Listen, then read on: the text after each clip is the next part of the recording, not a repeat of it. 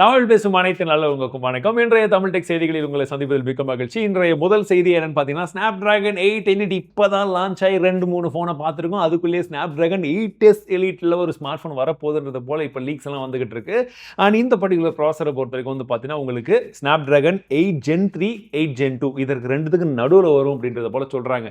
எனக்கு இந்த naming series கூட ஓரளவுக்கு பரவாயில்ல. பட் ஏன் இந்த மாதிரி ஒரு ப்ராசரை வந்து கொண்டு வராங்க அப்படின்றது வந்து தெரியல. மேபி உள்ள இருக்கக்கூடிய கோர்ஸ் அதன் மேலே டிஃபரெண்ட் ஆகலாம், இல்லை ஆர்கிடெக்சர் ஏதாச்சும் மாற்றுறாங்கன்றது வந்ததுக்கப்புறம் தான் வந்து பார்க்கணும். அதுலேயும் குறிப்பாக இப்போ இந்த ப்ராசர்லாம் போய்கிட்டே இருக்கும்போது இன்னொரு விஷயம் என்ன சொல்கிறாங்கன்னா, 8 எலிட்டா 8 எலிட்டில் Gen 2 அடுத்தது அது இதை விட இன்னொரு 20% வந்து உங்களுக்கு இன்னும் கொஞ்சம் பெர்ஃபார்மன்ஸ் அதிகமாக கொடுக்குற மாதிரி தயாரிச்சுட்டு இருக்காங்க அப்படின்றது போல் இப்போவே லீக்ஸ் எல்லாம் வர ஆரம்பிச்சிட்டு இருக்கு. முதல்ல இது ஒழுங்காக ஆப்டிமைஸ் பண்ணுங்க, அதுக்கப்புறம் மற்றதை பார்த்துக்கலாம். ஸோ இன்றைய அடேங்கப்பா நியூஸ் இதுதான் நினைக்கிறேன். நீங்களும் நினைக்கிறீங்களான்றதை சொல்லுங்கள். சோஷியல் மீடியாவை இந்தியாவில் பேன் பண்ணலாமான்னு போன வாட்டி நானும் கேட்டிருந்தேன் உங்ககிட்ட இல்லைங்களா. நிறைய பேர் வந்து என்ன சொல்லியிருந்தீங்கன்னு உங்களுக்கும் தெரியும், எனக்கும் தெரியும். ஆனால் இதே விஷயத்தை என்ன பண்ணியிருக்காங்கன்னா, போல் வச்சுருக்காங்க லிங்க்டின்ல மற்றும் ட்விட்டர், தட் இஸ் எக்ஸில் வந்து போல் வச்சுருக்காங்க. அதில் 91%, 94.3% ஆஃப் மக்கள் ஆமாம் பேன் பண்ணுங்க அப்படின்ற மாதிரி சப்போர்ட்டிவாக தான் வந்து ஓட் பண்ணியிருக்கிறதா வந்து சொல்கிறாங்க. அதற்கான காரணமும் வந்து பார்த்தீங்கன்னா, மக்கள்ன்றதை விட குழந்தைங்க நிறைய கிட்ஸ் எல்லாம் வந்து இதில் பாதிக்கப்படுறாங்க, ஓவர் யூசேஜில் இருக்குது, அடிக்ஷனில் வந்து போய்கிட்டு இருக்கு, அவருடைய கான்சன்ட்ரேஷன் மிஸ் ஆகுது. நான் போன வாட்டி சொன்ன விஷயங்கள் தொடர்ந்து ரிப்பீட் ஆகுது. இன்னும் ஒரு சில பேர் என்ன சொல்கிறாங்கன்னா, ஒரு பேலன்ஸ்ட் அப்ரோச் வந்து எடுத்துக்கலாம். ஸோ ஒரு சில விஷயங்கள் வந்து எதெல்லாம் தேவையில்லையோ அதை வந்து பேன் பண்ணலாம், அவங்களுக்கு எது தேவையோ அந்த மாதிரி வந்து விற்கலாம், இல்லை வந்து சூப்பர்விஷன் வந்து விற்கலாம், பேரண்ட்ஸ் கண்ட்ரோலில். ஏற்கனவே இந்த விஷயங்கள்லாம் ஆண்ட்ராய்டில், ஐஃபோன் எல்லாத்துலேயுமே இருக்குது. பட் என்னென்னா அது ப்ராப்பராக செட்டப் பண்ணி பண்ணுற அளவுக்கான ஒரு இம்ப்ளிமெண்டேஷன் ஈஸியாக வந்து இல்லை. அதை இன்னும் கொஞ்சம் எஃபிஷியண்டாக வந்து இன்வெஸ்ட் பண்ணி அதாவது எஃபிஷியண்டாக வந்து இம்ப்ளிமெண்ட் பண்ணும்போது இன்னும் கொஞ்சம் பெட்டராக இருக்கும்ன்றது போல சில பேர் வந்து சொல்லியிருக்காங்க. ஸ்பெஷலி வந்து சைபர் செக்யூரிட்டி ப்ரொஃபஷன்ஸ்லாம் என்ன சொல்கிறாங்கன்னா, இந்த மாதிரி லிமிடெட் ஆக்சஸை வந்து கொடுக்கலாம் நம்ம சர்டன் கண்டென்ட்டுக்கு, பேரண்ட் ஓவர் சைட் இதெல்லாம் இருக்கும்போது தேவையான விஷயங்களையாச்சும் அவங்க இன்னும் கொஞ்சம் பெட்டராக வந்து இருப்பாங்க அப்படின்றது போல சொல்லியிருக்காங்க. உங்களுடைய கருத்துக்கள் என்ன? சோஷியல் மீடியாவை 100% அந்த 14 இயர்ஸ்க்கு கீழேயோ 15 இயர்ஸ்க்கு கீழேயோ பேன் பண்ணுறது சரியாக இருக்கும்னு நினைக்கிறீங்களா, இல்லை ஓரளவுக்கு பாதிக்கு தேவையில்லாத விஷயங்களை பேன் பண்ணலாம், இந்த மாதிரி விஷயங்கள் இருக்கட்டும்னு நினைக்கிறீங்க? உங்க கருத்துக்கள் என்னன்றதை ஷேர் பண்ணுங்க. ஏன்னா இப்போ ஆன்லைன்ல நீங்க பார்க்கறது எல்லாமே கண்டென்ட் நினைச்சு நம்ம கன்சியூம் பண்ணிட்டு இருப்போம். பட் நமக்கே தெரியாம நம்மள வேற ஒரு சில விஷயங்கள்ல அவங்க வந்து இன்ஃப்ளூயன்ஸ் பண்ண ஆரம்பிக்கிறாங்க. அந்த இன்ஃப்ளூயன்ஸ் பாசிட்டிவா இருந்து நீங்க உங்களை பத்தியும் சூப்பரா, உங்க நாட்டை பத்தியும் மற்றவங்களை பத்தியும் பாசிட்டிவா நினைக்கும் போது பிரச்சனை கிடையாது. நீங்க நெகட்டிவா சுத்தி அவங்க வளர வைக்கிறதுக்கு பிளான் பண்ணும்போது தான் நம்மள பாதிப்பில் அதை பலிகாடாகிறோம். So be careful, stay safe. உங்க கருத்துக்கள் என்னன்றதை ஷேர் பண்ணுங்க. ஸோ அடுத்ததாக என்னடான்னு பார்த்தீங்கன்னா, ஏண்டா மைக்ரோமேக்ஸ்னா யாருன்னு நினச்சேன். நாங்கள்லாம் அப்போ இருந்து அப்படிடா இந்தியாவில் நம்பர் 1 ஸ்மார்ட் ஃபோன் பிராண்டெல்லாம் இருந்துச்சு ஒரு காலத்தில் அந்த கம்பெனி. இப்போ அந்த கம்பெனி என்னடானா, ராகுல் சர்மா அவங்களுடைய CEO என்ன சொல்லியிருக்காரு, மைக்ரோமேக்ஸ் இன்னும் சாவலை, நாங்கள் உயிரோட தான் இருக்கோம், ஆனால் புது ஸ்மார்ட் ஃபோன்லாம் லான்ச் பண்ண மாட்டாங்க அப்படின்னு சொல்லியிருக்காரு. ஒரு 2-3 வருஷத்துக்கு முன்னாடி தான் டீ கப்பல்லாம் அமிச்சு சைனாலாம் வேணாங்க, நம்ம சாய் போதுங்க அப்படின்ற மாதிரிலாம் ஃபிலிம் கொடுத்துருந்தாரு. இப்போ பார்த்தா ஃபோனே வராது, பட் மற்ற ஃபோன் கம்பெனிஸ்க்கு ஸ்பேர் பார்ட்ஸு காம்போனன்ட்ஸ்லாம் நாங்கள் வந்து மேனுஃபேக்சர் பண்ணி கொடுக்க போகிறோம் அப்படின்றது போல சொல்லியிருக்காரு. கூடவே வந்து பார்த்தீங்கன்னா நாங்கள் ஏஐலையுமே வரப்போகிறோம், பயங்கரமாக வரப்போகிறோம் அப்படின்றதெல்லாம் சொல்லியிருக்காரு. அப்படி என்ன தான் கொண்டு வர போகிறாங்கன்றது வெயிட் பண்ணி பார்க்கலாம். உண்மையிலேயே மைக்ரோமேக்ஸ் ஏஐ அப்படின்றது தேவையா? வந்தால் ஒரு உண்மையான இம்ப்ளிமெண்டேஷனோட வந்தால் நல்லாயிருக்கும், பார்க்கலாம்.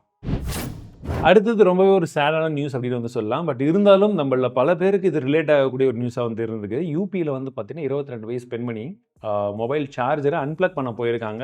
பட் ஷாக் அடித்து இறந்துருக்காங்க.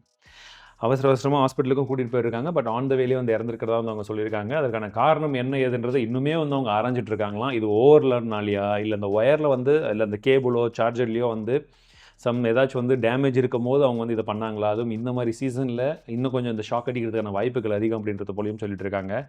ஸோ விஷயம் என்னன்றது இன்னும் எக்ஸாக்ட்லி தெரிய வரும்போது நான் அப்டேட்டும் பண்ணுறேன்.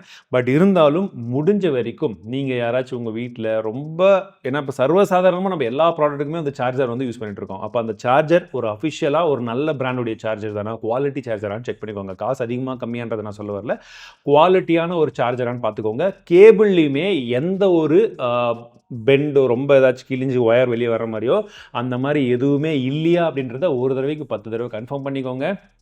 எக்ஸ்ப்ளோர் பண்ணுறோம் அப்படின்ற பேரில் யாரும் அலட்சியமாக விட வேண்டும்.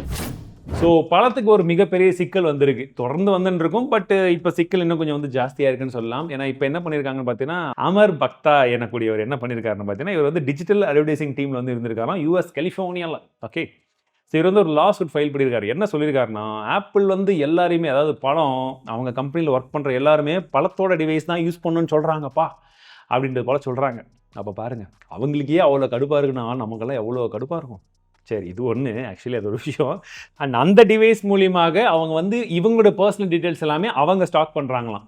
யார் என்ன பண்ணுறாங்க, என்னென்னலாம் வச்சுருக்கிறீங்க அப்படின்றதெல்லாம் அவங்க நோட்டீஸ் பண்ணுறாங்க, பார்த்துட்டே இருக்காங்க, ஸ்பை பண்ணுறாங்க அப்படின்றது போலியும் வந்து கம்ப்ளைண்ட்ஸ் பண்ணியிருக்காங்க. ஃப்ரீடம் ஆஃப் ஸ்பீச் கிடையாது, எங்களுக்குன்னு ஒரு உரிமை கிடையாது, வேறு டிவைஸ் யூஸ் பண்ணாலுமே அது ஒத்துக்க மாட்டேங்கிறாங்க அப்படின்றது போல் நிறைய விஷயங்கள் வந்து சொல்லியிருக்காங்க. அண்ட் பாட்காஸ்ட்டில் கூட பார்ட்டிசிபேட்லாம் பண்ணக்கூடாது, எங்கேயுமே போயிட்டு எந்த ஒரு பேட்டியும் கொடுக்கக்கூடாது அப்படின்றது போல் அடுக்கிட்டே வராங்க. அதாவது ஒரு கம்ப்ளைண்ட்டை வந்து நம்ம வந்து ஸ்ட்ராங்காக வைக்கணும்னா சின்னசா அதுக்கு முன்னாடி பின்னாடி நடந்த எல்லா விதமான விஷயங்களை வச்சு இங்கே மேனிபுலேஷன் பண்ணுவாங்க இல்லைங்களா? அந்த மாதிரி ஒரு சில விஷயங்கள் இருக்குது. பட் ஒரு சில விஷயங்கள்லாம் உண்மையிலே பழம் தப்பு பண்ணியிருக்கிற மாதிரி தான் தெரியுது. ஸோ இதை பற்றி உங்களுடைய கருத்துக்கள் என்னன்னு சொல்லுங்கள். பழம் இந்த இடத்துல ஜூஸ் போடப்படுமா, இல்லை ஃப்ரெஷ்ஷாக எடுத்து ஃப்ரிட்ஜில் வைப்பாங்களா அப்படின்ற உங்களுடைய ஒப்பீனியனை ஷேர் பண்ணுங்கள். ஸோ போக்கோ தரப்புலேருந்து நம்ம எதிர்பார்த்தது போலவே 2 புதிய ஸ்மார்ட் ஃபோன் வரப்போகுது. எஸ், போக்கோன்ற பேரில் புதிய ஸ்மார்ட் ஃபோன் வரப்போகுது. அந்த ஸ்மார்ட் ஃபோன் எதுன்னு பார்த்தீங்கன்னா, ஒன்று M7 Pro, இன்னொன்று C75. இந்த C75 வந்து பார்த்தீங்கன்னா உங்களுக்கு Snapdragon 4 Gen 2 அப்படின்னு சொல்லக்கூடிய ஒரு புதிய ஸ்மார்ட் ஃபோன் அப்படின்னு சொல்லி நான் சொன்னாலும் உங்களுக்கே மேட்ரு தெரியும், அது Redmi A4 தான். எஸ், ஸோ அந்த ஃபோனில் இருக்கிற அதே விஷயங்கள் தான், 1-2 விஷயங்கள் மட்டும் தான் மாற்றுவாங்க. ஆனால் முக்கியமான விஷயம் என்னன்னு தெரிஞ்சுக்கோங்க, இதில் 5G சப்போர்ட் இருக்குது. 5G 10,000 ரூபாய்க்குள்ள ஒரு ஸ்மார்ட் ஃபோனில் அப்படின்னு சொல்லி நீங்கள் நம்பி யாரும் தயவு செஞ்சு வந்து வாங்கிட வேண்டாம். வாங்குறதுக்கு முன்னாடி ஒரு விஷயத்தை நல்லா ஞாபகம் வச்சுக்கோங்க, இதில் இருக்கிறது ஒன்லி ஸ்டாண்டலோன் 5G மட்டும் தான் சப்போர்ட் பண்ணும். இப்போதைக்கு இந்தியாவில் ஸ்டாண்டலோன் 5G சப்போர்ட் பண்ணக்கூடிய ஒன் அண்ட் ஒன்லி நெட்வொர்க் அப்படின்னா ஜியோ மட்டும் தான். ஸோ நீங்கள் வாங்கினீங்கன்னா ஜியோ சிம்மை மட்டும் தான் யூஸ் பண்ண முடியும். இதை பற்றி ஏற்கனவே ஒரு ஷார்ட்ஸ் போட்டிருக்கோம். இல்லை நீங்கள் ஒருவேளை ஜியோ யூஸ் பண்ணல, மற்ற சிம்மெல்லாம் அதில் ஒர்க் ஆகாதான்னு கேட்டிங்கன்னா கண்டிப்பாக ஒர்க் ஆகும். பட் என்னன்னா 5G ஒர்க் ஆகாது. ஓகேங்களா? ஏர்டெல் சீக்கிரமாக ஸ்டாண்டலோன் 5G கொண்டு வரதா சொல்லியிருக்காங்க. எப்போ கொண்டு வராங்களோ அப்போ தான் ஒர்க் ஆகும். அது வரைக்கும் 4G மேக்ஸிமம் அது வரைக்கும் யூஸ் பண்ணிக்கலாம். அடுத்ததா M7 Pro அப்படின்னு சொல்லக்கூடிய ஸ்மார்ட் ஃபோன் வந்து பார்த்தீங்கன்னா உங்களுக்கு Dimensity 7025 அப்படின்னு சொல்லக்கூடிய ஒரு ப்ராசஸர். இதுவுமே புதிய ஸ்மார்ட் ஃபோன் எதிர்பார்க்காதீங்க. இதையும் வந்து இப்போ சீக்கிரமாக Redmi Note 14 சீரிஸில் லான்ச் ஆகக்கூடிய ஒன் ஆஃப் த ஸ்மார்ட் ஃபோனாக தான் வந்து வரப்போகுது.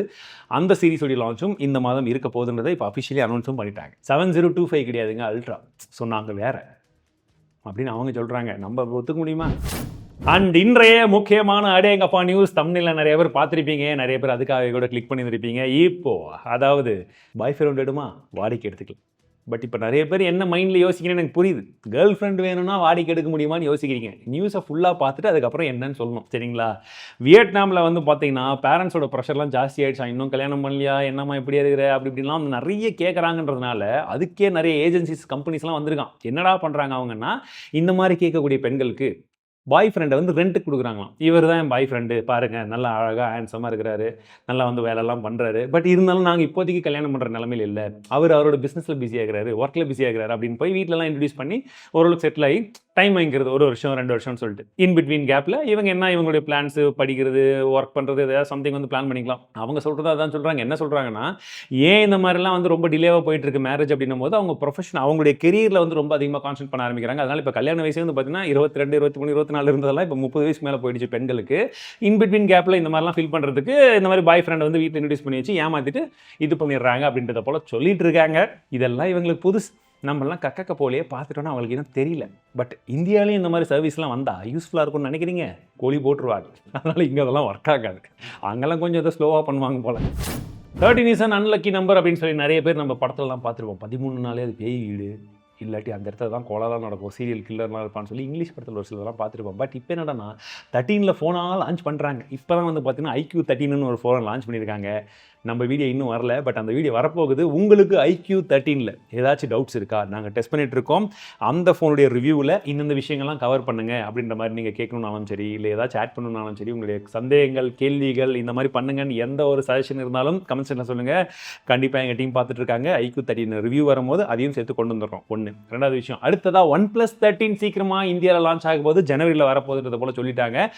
இந்த ஸ்மார்ட் ஃபோன் என்ன ஏது எப்படி இருக்குன்றதை பற்றி நம்ம சைனாலேருந்து இம்போர்ட் பண்ணி வீடியோ ரீசெண்டாக போட்டிருக்கோம். பார்க்காதவங்க செக் பண்ணி பாருங்கள். ஓரளவுக்கு OnePlus ஒரு கம்பேக் கொடுத்த மாதிரி தெரியுது. பட் இந்தியாவுக்கு வரும்போது எப்படி இருக்குன்னு ஃபுல்லாக பார்த்துக்கலாம். பட் இருந்தாலும் அந்த வீடியோ வந்து செக் பண்ணிக்கோங்க. இது ஒன்றா.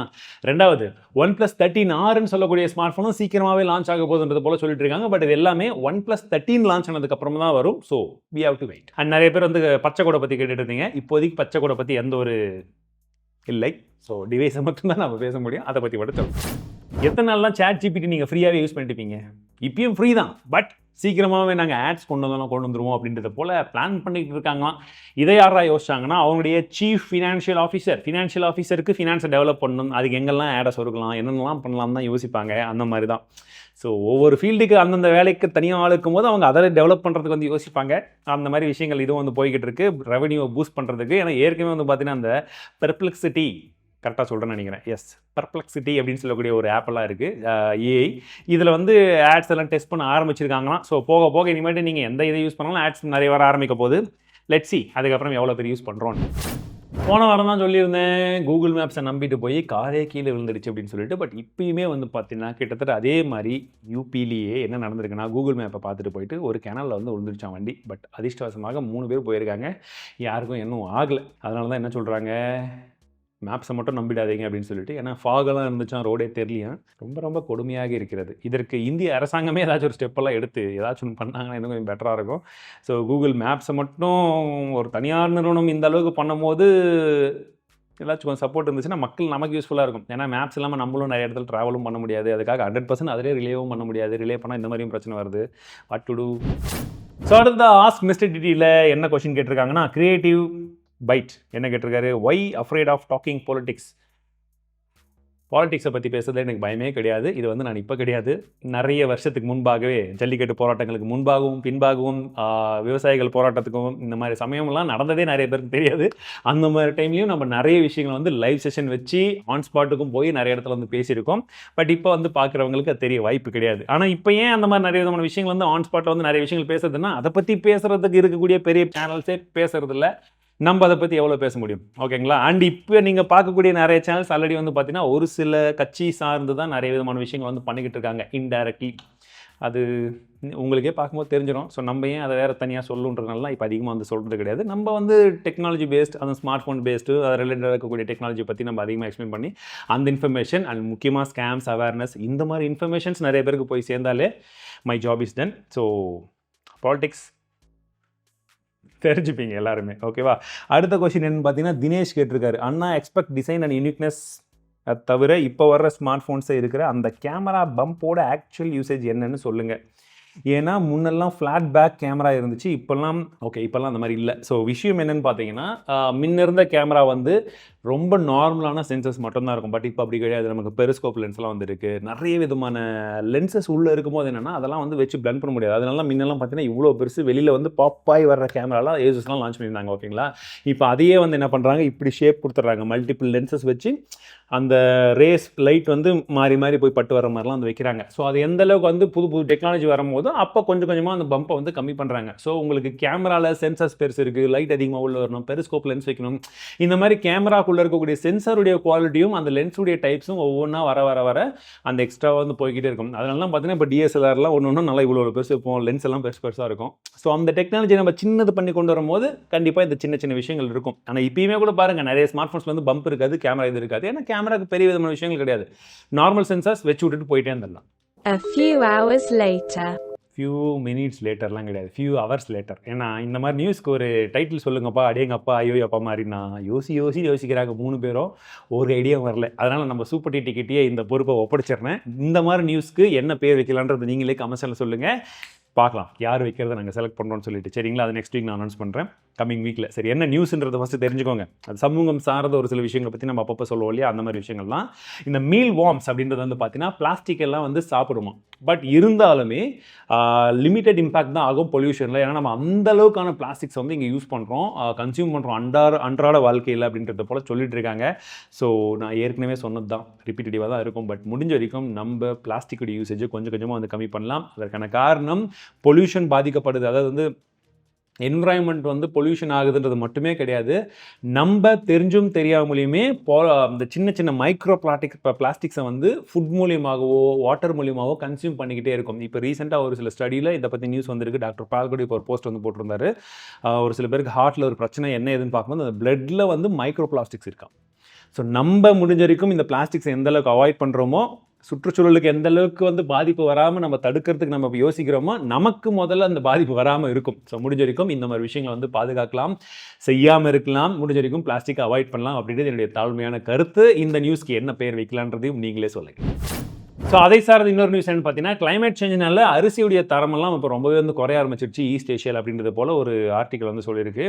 ஸோ நிறைய விதமான விஷயங்கள் இந்த மாதிரி தான் இருக்குது. அண்ட் இந்த குளோபல் வார்மிங் இந்த விஷயங்கள்லாம் நிறைய இடத்துல நமக்கு தெரிஞ்சும் தெரியாமலும் நம்மளை வந்து இன்டைரக்ட்லி அஃபெக்ட் பண்ணிக்கிட்டே இருக்குது. அதில் இதுவும் ஒரு விஷயம். யாருக்கு ஆப்பிள் வாட்ச் ஃப்ரீயாக வேணும், இது ஆப்பிள் வாட்ச் கிடையாது, இது Samsung ultra. So apple watch ஃப்ரீயாக வேணும் அப்படின்றவங்களுக்காகவே அப்படின்றது போல் இப்போ ஒரு சில அட்வர்டைஸ்மெண்ட்ஸ்லாம் அங்கங்கே பெரிய பெரிய நியூஸ் பேப்பர்லாம் வந்து பார்த்துருப்பீங்க. இது அட்வர்டைஸ்மெண்ட் கிடையாது, நியூஸு. ஸோ என்னென்னு வந்து பார்த்தீங்கன்னா, HDFC ERGO அப்படின்னு சொல்லக்கூடிய இன்சூரன்ஸ் கம்பெனி, ஓகேங்களா. ஸோ அவங்க வந்து இந்த விஷயத்தை வந்து கொண்டு வந்திருக்காங்க. அதாவது டெய்லி 15,000 ஸ்டெப்ஸ் நீங்கள் இந்த பிளான் எடுத்ததுக்கப்புறம் நடக்க ஆரம்பிச்சிங்க, அதை வந்து நாங்கள் வந்து ப்ராப்பராக மானிட்டர் பண்ணுவோம். அதை நீங்கள் வந்து சக்ஸஸ்ஃபுல்லாக வந்து பண்ணிட்டீங்க அப்படின்ற பட்சத்தில் நீங்கள் ஆப்பிள் வாட்சை வந்து வின் பண்ண முடியும் அப்படின்றத போல் வந்து சொல்லியிருக்காங்க. இது எக்ஸாக்ட் பிளான் வந்து பார்த்தீங்கன்னா வாட்ச் சீரிஸ் 10 வந்து அவங்க கிஃப்ட் வந்து கொடுக்க போகிறத சொல்கிறாங்க. இன்டெஃபினெட்லி நீங்கள் இன்னொரு சைடில் யோசிச்சு பார்க்கும்போது 15,000 ஸ்டெப்பு ஒரு வருஷம் ஃபுல்லாக வந்து நடக்கணும். அப்படி பண்ணால் தான் நீங்கள் கட்டக்கூடிய காசுக்கான ஃபுல் ரீஃபண்ட் வந்து நீங்கள் எலிஜிபிளாக இருப்பீங்க அப்படின்றது போலையும் சொல்கிறாங்க. சரி, ஒரு சைடில் இந்த டேர்ம் இன்சூரன்ஸ், ஹெல்த் இன்சூரன்ஸ் எல்லாம் ஒரு சைடில் வந்து கம்பல்சரி நிறைய பேருக்கு தேவை அப்படின்ற பட்சத்துலையுமே இந்த மாதிரி ஒரு சில விஷயங்களை பண்ணி தான் அதை பூஸ்ட் பண்ண வேண்டியது இருக்குது. அதை இவங்க செய்ய ஆரம்பிச்சிருக்காங்க. பிஸ்னஸ் பாயிண்ட் ஆஃப் வியூ சைடை விட்டுட்டு நார்மல் பாயிண்ட் ஆஃப் வியூ சைடில் பார்க்கும்போதும் இது ஒரு நல்ல விஷயம் மாதிரி தான் எனக்கு தோணுது. ஸோ இன்ட்ரெஸ்ட் இருக்கிறவங்க யாராச்சும் இந்த டேர்ம் இன்சூரன்ஸ் எல்லாம் எடுக்கணுன்றவங்க இதை ட்ரை பண்ணி பாருங்க. இன்றைய தமிழ் டெக் செய்திகள் கண்டிப்பாக உங்களுக்கு பிடிச்சிருக்குன்னு நினைக்கிறேன். நிறைய பேர் கிவ் அவே பற்றி கேட்டுட்டு இருக்கீங்க. கிவ் அவேக்கான பிளான்ஸ் முழுசாக என்ன ஏதுன்றதை பற்றிலாம் சீக்கிரமாகவே உங்களுக்கு ஒரு அப்டேட் வரும். அண்ட் அதற்கு வரைக்கும் நீங்கள் என்ன பண்ணுறது உங்களுக்கு தெரியும். உங்களுடைய வாட்ஸ்அப் சேனல் இருக்குது, டெலிகிராம் சேனல் இருக்குது. இந்த வீடியோவில் உங்களுடைய கமெண்ட்ஸ் என்ன ஏதுன்றதை ஷேர் பண்ணுங்கள். மீண்டும் ஒரு இடத்துல சந்திக்கிறேன். வாழ்க தமிழ்.